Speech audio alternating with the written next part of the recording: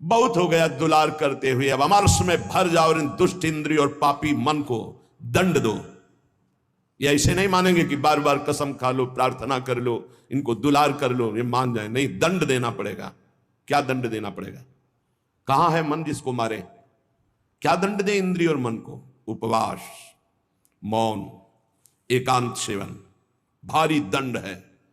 उपवास, मौन, एकांत सेवन, ये इंद्रिय मन के लिए भारी दंड है। अपने आप ठीक होना शुरू हो जाएंगे और जबरदस्ती नाम जप करवा।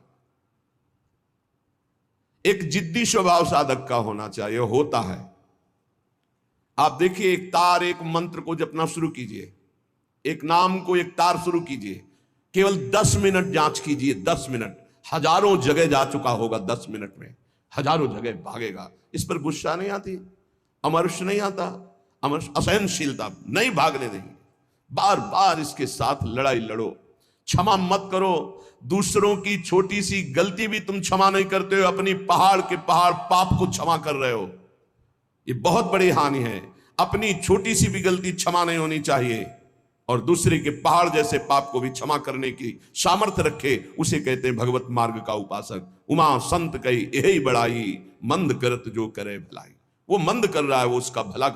हमारी उल्टी चाल है, हम दूसरों के छिद्र राई जैसे दोष को पहाड़ जैसा देखते हैं और क्षमा नहीं करते, और अपने पहाड़ जैसे दोष को राई के समान भी नहीं मानते और क्षमा कर देते हैं। ये बहुत बड़ी हानि का विषय है। साधक ऐसा नहीं होता है। कैसे तुम्हें बताएं? साधक का हृदय आग लग जाती है अगर कोई त्रुटि होती है। बस अंदर ये होता है कि प्रिया जो हम इंतजार कर रहे हैं आपकी कृपा कटाक्ष का, जिस दिन आपका कृपा कटाक्ष हुआ उसी दिन रौंद के फेंक देंगे इन दुष्ट भावों को, जो काम है, क्रोध है, लोभ है, मोह है। मैं तो नहीं जीत सकता, पर इंतजार कर रहा हूं मालिक आपके इशारे का। जिस दिन आपका इशारा, आपका बल प्राप्त हो गया, इन दुष्टों को जो जन्म जन्मांतरों से घृणित कार्यों में मुझे परास्त करते चले आए हैं, इनका सर्वनाश कर दूंगा। इनका बीज भी नहीं रहने दूंगा, इनकी जड़ भी नहीं रहने दूंगा, वासना की जड़ उखाड़ दूंगा।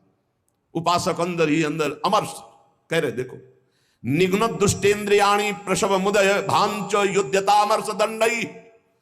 जैसे कोई बलवान आदमी किसी महाबलवान के चक्कर में फंसकर दब गया हो, अब अंदर अंदर वो अमर्ष से भर रहा है कि एक बार मैं छूट पाऊं कि बस फिर इसका सर्वनाश कर दूंगा। ऐसे ही साधक दांती पीस कर, हाथ मसल कर बस सोचता है, एक बार केवल चांस दे दो प्रभु, एक बार फिर इन काम, क्रोध, लोभ, मोह, मत के जड़ को उखाड़ के फेंकूंगा। अभी तक पता था कि मैं काम विजयी हूं, लेकिन जड़ नहीं काट पाया तो ये नए किनगे छोड़ दिए। अब की किनगे नहीं काटेंगे, अब की जड़ उखाड़ करके फेंकेंगे।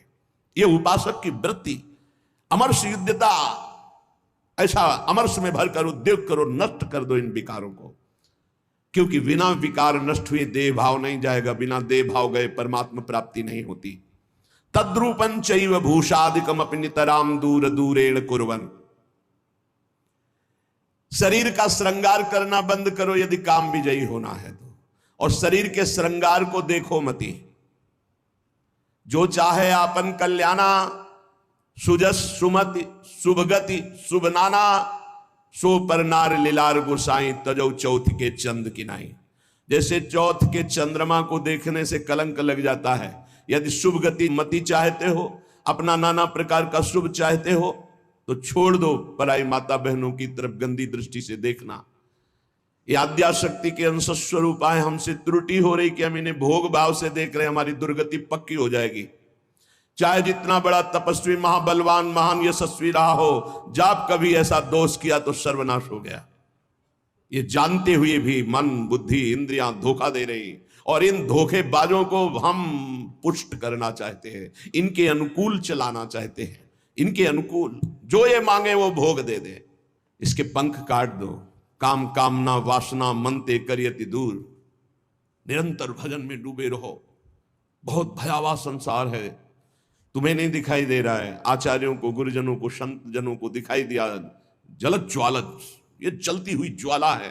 काम, क्रोध, लोभ, मोह, मद, मत्सर भस्म कर देते हैं, पूरा जीवन का जीवन नष्ट कर देते, नष्ट कर देते।